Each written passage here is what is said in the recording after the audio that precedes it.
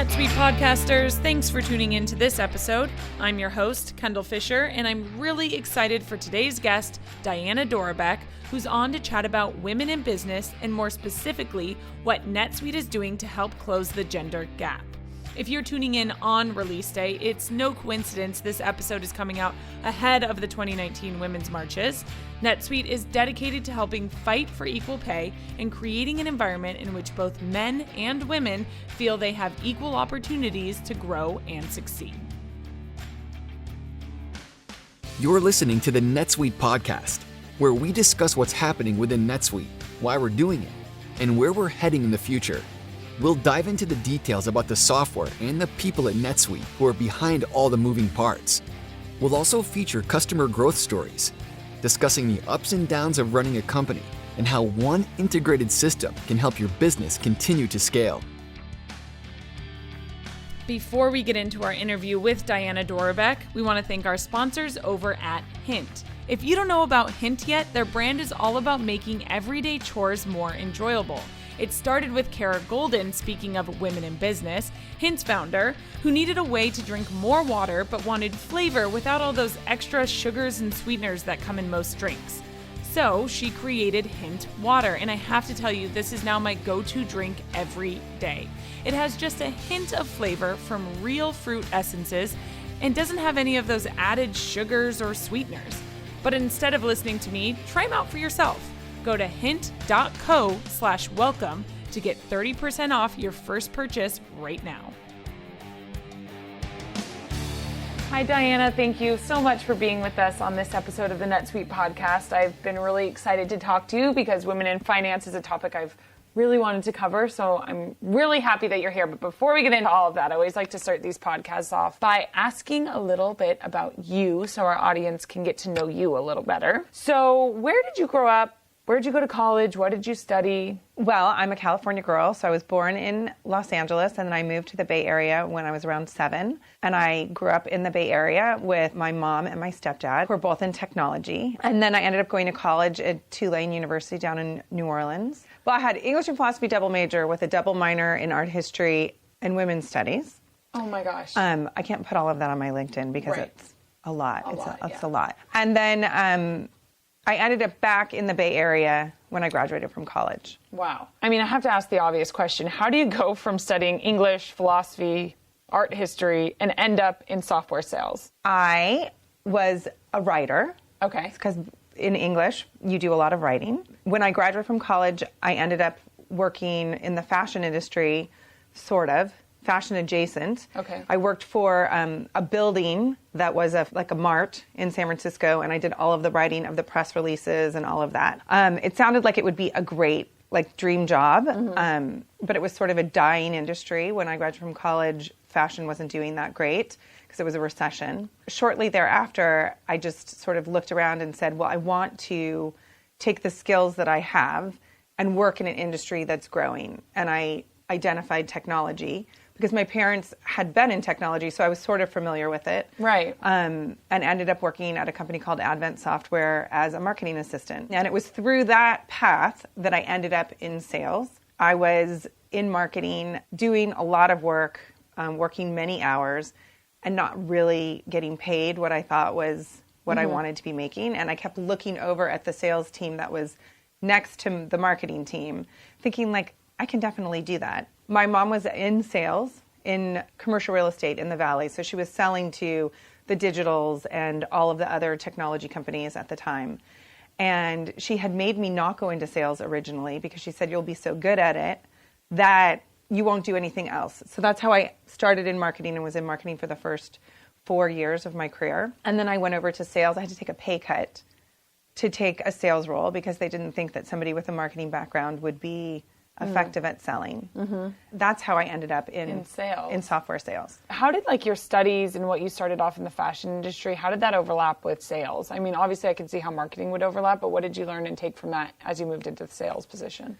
So part of what I did in marketing was I ran some events, and the events were, we at that company were launching a new product. So there were these roadshow events where we were essentially driving prospects to come to these events to convert from being on an older version of the software to a newer version of the software. So there was some sales aspect to the actual events that we were hosting. And then I also used to run our user conference where I was selling booth space to firms that were interested in, accessing our client base.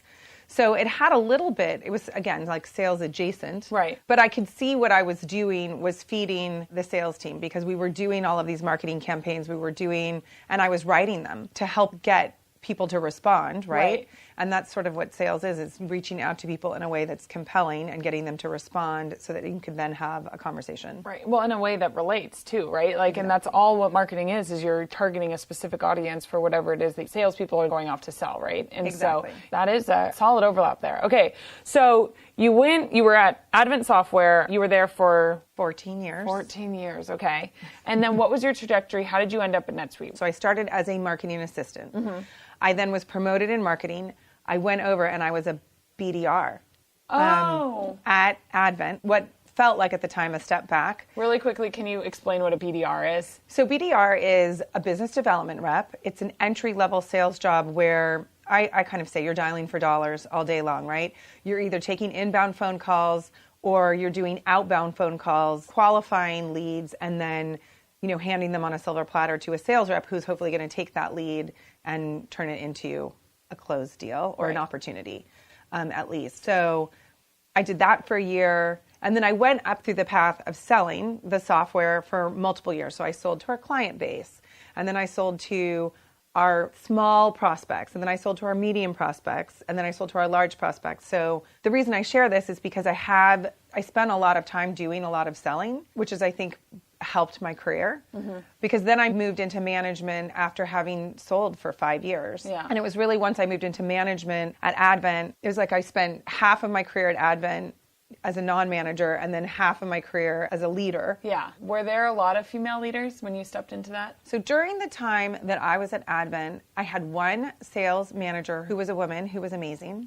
She was a mentor to me. And actually, there was a guy named Ted Purrier who actually used to work at Oracle 1,000 years ago, who is a guy's guy, but he was definitely a mentor to me. Like, he recognized that I had a certain skill set and he helped grow it in a way. And I bugged him to be a manager because I knew I wanted to get pregnant. I wanted a job where I didn't have to travel while I was pregnant. And so I bugged him endlessly, and he's like, okay, you can do it. You can be the manager. And then he supported me, and he was great, and he let me bring in some other women leaders, even though he was sort of reticent. He's like, I'm not sure that person would necessarily be good. And I said, can we take a chance on her? And he did, and she actually now works at NetSuite. Wow. So stepping into this managerial role at Advent, where there wasn't as many female leaders as there could have been at the time in the early 2000s, what were some of the challenges that you faced? Well, it was partially just that the sales organization had been predominantly male. So there were a lot of expectations around what the spiffs would be, what things for managers would be, trips that you would go on that were obviously designed for the male consumer and not the women consumer. But it was also just hard because being a woman in business is different. And at the time, there were no other women sales leaders. So I was figuring it out on my own. And luckily, I had a good boss that I could go talk to. And when I actually had Libby, my first, we had to figure out maternity leave.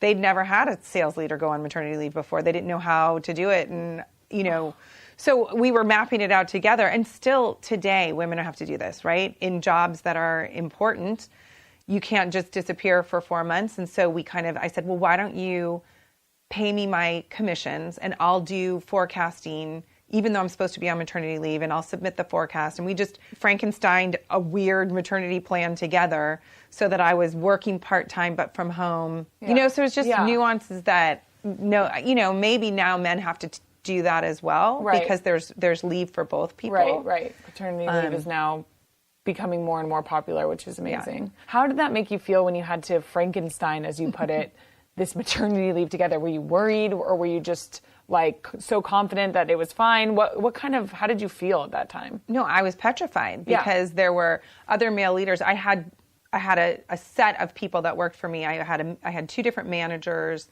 And then, I had a team of 20 people, and I was paranoid that some of the other managers were going to try to come after your job. some of my jobs, so that when I would come back, I would have a lesser job.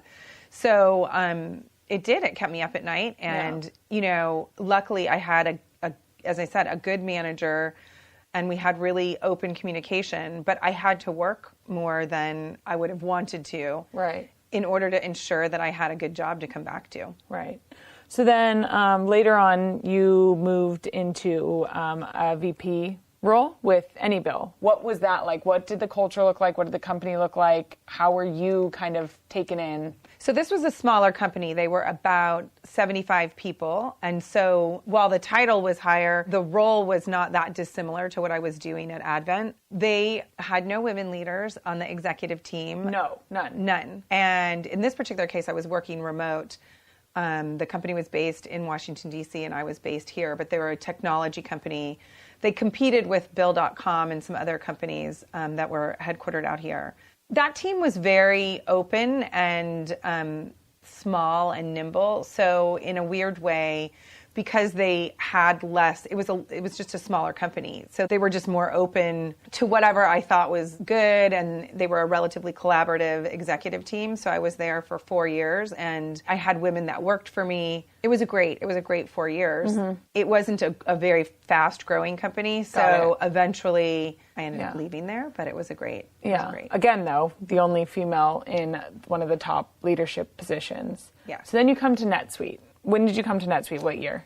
So I started on St. Patrick's Day, 2014. Okay. And what did you walk into, culturally speaking, when you got to NetSuite, and kind of what was your first few experiences like? So I ended up back at NetSuite because a woman who worked for me at Advent had been at NetSuite, and she kept giving my name to them when they were looking for leaders, saying, no, you should talk to my old boss. I eventually got called, and the timing was just right. So I ended up back at NetSuite through this woman who now works for me today. Mm-hmm. And there were no women leaders in the United States in the sales organization, so I was the very first one. And it was an interesting time because they knew they needed women leaders.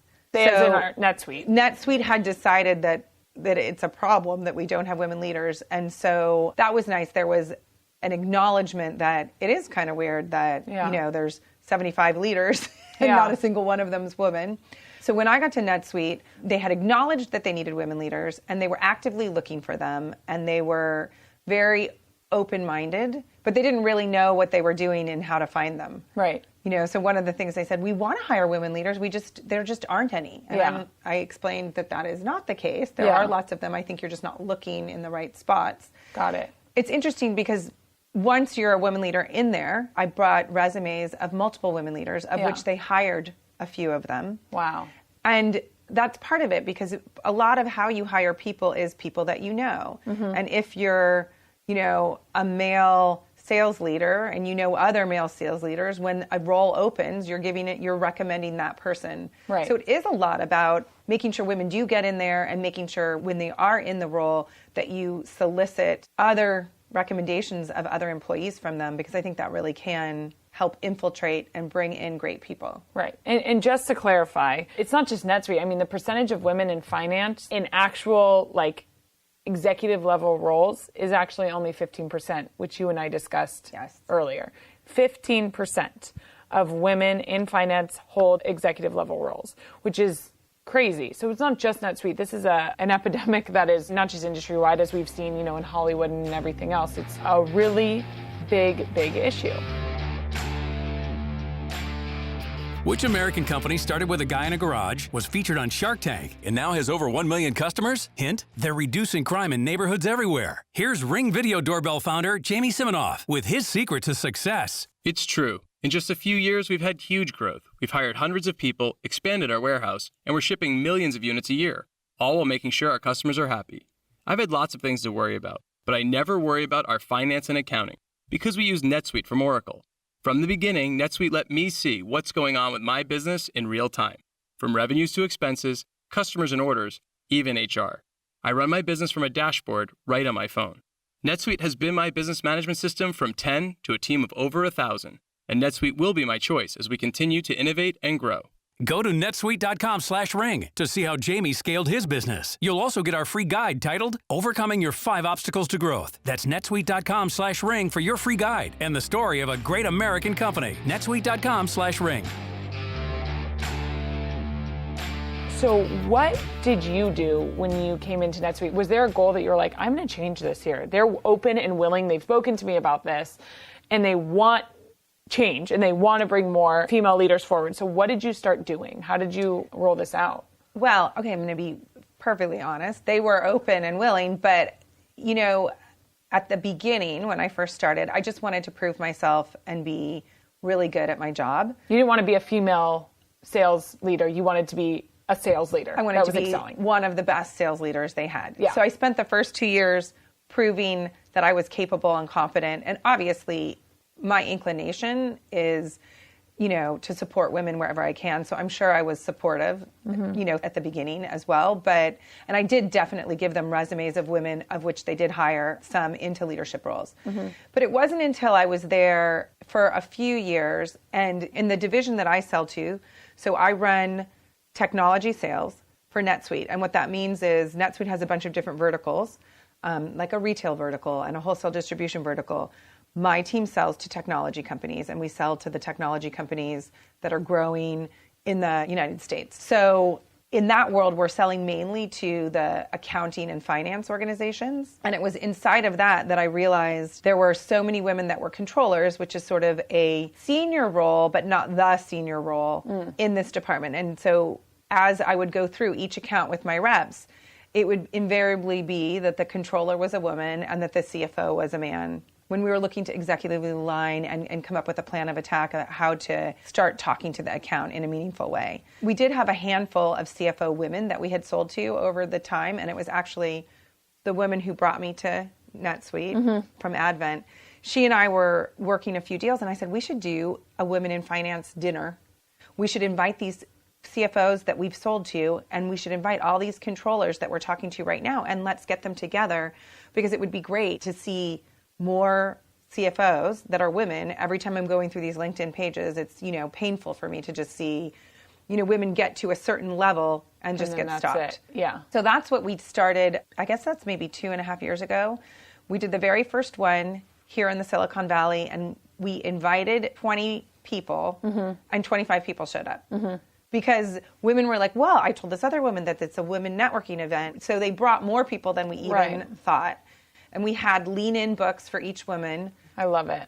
And they were like, well, what's the purpose of this? And I'm like, well, the purpose is for you, you know, Mrs. CFO, to talk to you, controller, to figure out how to help each other. And it started out as find a mentor, be a mentor, network, own your personal brand. So you were inviting the few female CFOs that there were, and then you were inviting all these controllers to talk to the CFOs and see how they did it and get advice and how to take that next step and you know, break that glass ceiling. Exactly. Got it. And then what it's grown to be now is I happen to know a couple women recruiters that recruit only in the finance world. So there's a woman I know who does CFO searches predominantly in the Bay Area. She comes. I have another recruiting organization, Anderson Frank, that has a NetSuite arm. They come. I invite anybody from our PE and our VC practice that we're connected with, any women in those organizations. So it's now become an ecosystem of not just controllers and CFOs, but again, that sort of all those adjacent women that are in similar, you know, situations and also could very well be mentors or whatnot to each other. So the last one we held at the Rosewood down in Silicon Valley, and we had 90 people come. Wow. And at that event, 4 different women came up to me. One woman said, you know, I have my new job because I came to this event 6 months ago. And she got a new role at a new company that was a promotion. I've had 3 women who are in the business of working with these organizations get new clients out of it. And they're women only, so there's no men that come to these events. They're very special. And how does NetSuite play kind of the common vein through all of these events? And how does NetSuite fit into all of this? I mean, I think that NetSuite has been 100% supportive of whatever I've wanted to do. When I came up with the idea, they said, sure, you can do that. There was no pushback in any way, shape, or form. And so NetSuite marketing helps me plan the events. NetSuites help me find, a lot of times we're giving away either, as I said, we're either finding a business book that we think is interesting or we're trying to find a NetSuite product. So this last time, NetSuite supported me in helping me get with Glossier, which is a makeup brand that happens to use NetSuite as their ERP. Right. And so we gave all the ladies this brow and lip gloss. So NetSuite's done a lot of stuff to make the event easy and fun. And I think the NetSuite community is one where it supports women. I mean, it's not perfect around having, 50% women in everything, the leadership, which no company is really yet. But NetSuite's been 100% supportive of it. And they're working towards it.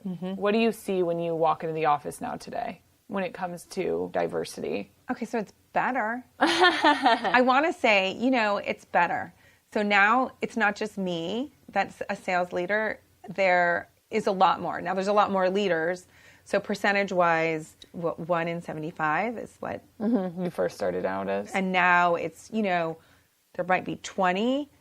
Right. Which is a lot in 5 years. Said, we're not perfect. But it's moving in the right direction. Right. And I see, so this Women in Finance that we started here has taken off across the United States. So there's one in Toronto. There's going to be one in Portland next month. There's one in New York. There was one in LA that had 80 people attending it.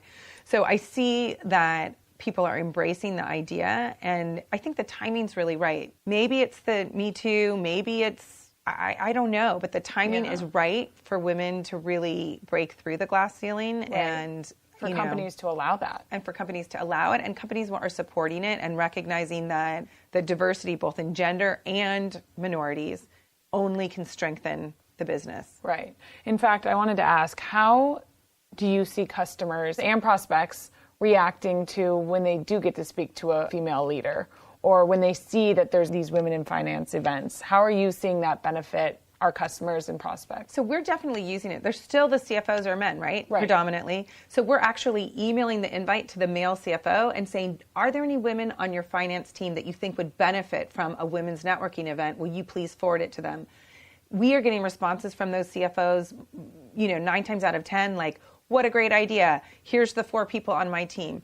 Because they all want to grow their people. Right. And everybody knows that having a mentor and better networking is going to make for a better employee. Right. So we're finding that they're embracing it. How are women responding typically when you send that out to, let's say, a CFO and they forward it on to the women in their teams? How are people responding? They love it. Yeah. It is. And then there is not a single woman that comes to our Women in Finance event that isn't now going to repeat the next time if the date works. Right. I mean, they say these are their favorite events. They're very unique to have a women's only networking event, and what gets said at the Women in Finance event stays at the Women in Finance event. I mean, it's a very authentic women only networking event that I just think is something that we haven't had. Yeah. And it's so unique, and it's my 100% favorite event. I look forward to it every quarter. I can't wait to go to that event. So I want to take it kind of back full circle. How has the culture changed, and how have you seen that continue to shift in the last 4 years that you've been here?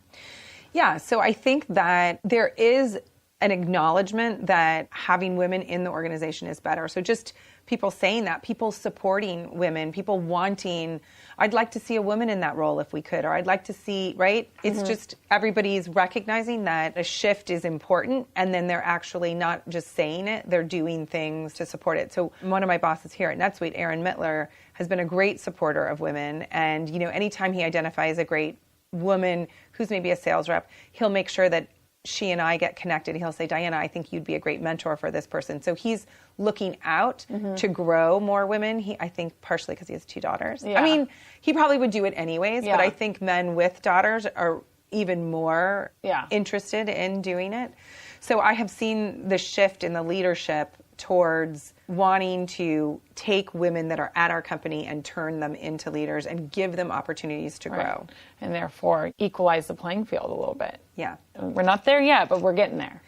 I mean, I am hopeful about the future. Yeah. Where do you see the future of the industry headed? I mean, I think we have a really unique time in the world right now, and as I said, I'm very hopeful. I mean, I think the Me Too opened a lot of people's eyes to what women really were dealing with in the workplace. This is at NBC, and These are not small organizations, and these women were presences, they were leaders, and they're still getting harassed or treated differently. So I think that opened a lot of people's eyes. I think the political climate is causing a lot of uproar. Right. And, I have a 16-year-old girl who's extremely woke, if you will. To use that terminology, I love it. So I'm optimistic about the millennials, and I think that we've got a long way to go, but we have a really big shift in the type of generation that's coming in. Right. And so I think it'll go faster than we even thought. Yeah. And now, obviously, we have a huge percentage of our, even sales teams, huge percentage of millennials and millennial females. Sales teams have that, the millennials are in now. We're here to stay, and we're going to be in the workforce for a long time. Where do you see NetSuite going? I am incredibly hopeful that NetSuite will be a leader in this. As you know, we're a global business unit at Oracle, and because of that, it affords us the ability to shift and do things maybe at a faster pace than a large company like Oracle, 165,000 people, right? So I'm fairly optimistic that NetSuite's going to continue to support women, going to continue to look for places to bring in more diversity. I love our nonprofit side of our business, which I think speaks to NetSuite's heart. And I think NetSuite's heart is in the right spot. And I think if your heart's in the right spot, then you want to support women and you want to support minorities and you want diversity because you know that that's good. Right. It's going to be hard still. When it's been so deeply embedded in the entire workforce, not just in sales or in finance or in Hollywood or in, this is deeply embedded in our nation's history, in the world's history for that matter. And so it's going to be a big overhaul for everyone. I'm glad to hear your perspective on how NetSuite continues to, push forward and to continue to be a leader in this movement. Yeah, it's a shift. You mentioned the Oracle acquisition and helping with that. Obviously we have Mark Hurd, but did having Safra as an additional leader as the highest of the high also impact kind of the idea that women can be at that top level? So I love that Safra is a leader at Oracle, and we invited her to our Women in Finance events, but she hasn't come yet. So Safra, if you're listening, we want you. We'd love to have you because she came up actually through the finance. She was the CFO and she was in investments. But yes, having somebody like her at the helm, kind of lockstep with Mark Hurd is an amazing thing. And it would be great to see more women leaders at Fortune 500s.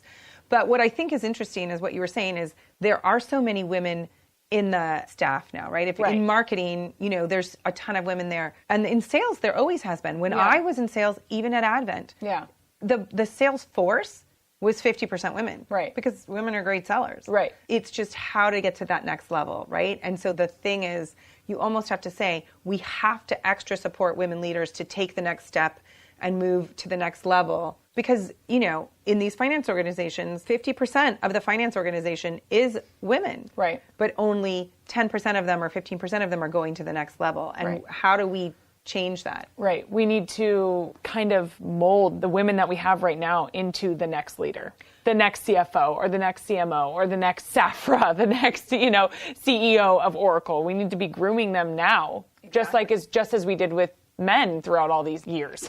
Exactly. Now it's time to equally groom both to take on those roles. And I think the time is right because technology gives you the ability to kind of, I don't want to say life-work balance, but you can use your phone, you can work remote, you can do some things that allow you to still, if you want to, be a mother or whatever and take the next role. I think that has been some of the issue is a lot of women get to a certain spot and then to go to the next level would mean a compromise for their family. Right. And I think now that there's paternity leave for men and that I was supposed to have a meeting right after this and a man said in the email, can we move this meeting?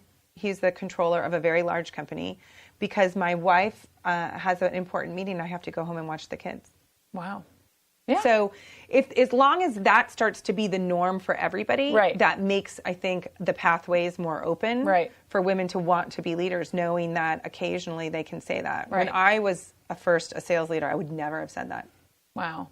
And see, the shifting, it's happening. It might not be as fast as we'd like, but it's certainly happening. It is. How can the listeners who are tuning into this episode male, female, whatever they choose to acknowledge themselves as, how does everyone help close the gender gap? So I think everybody has to fundamentally believe that having more diversity in leadership is good for them. And I think they've done a lot of studies to show that businesses that have more women board members, businesses that have more women leaders do better, grow faster, whatever. So I think first people have to believe it.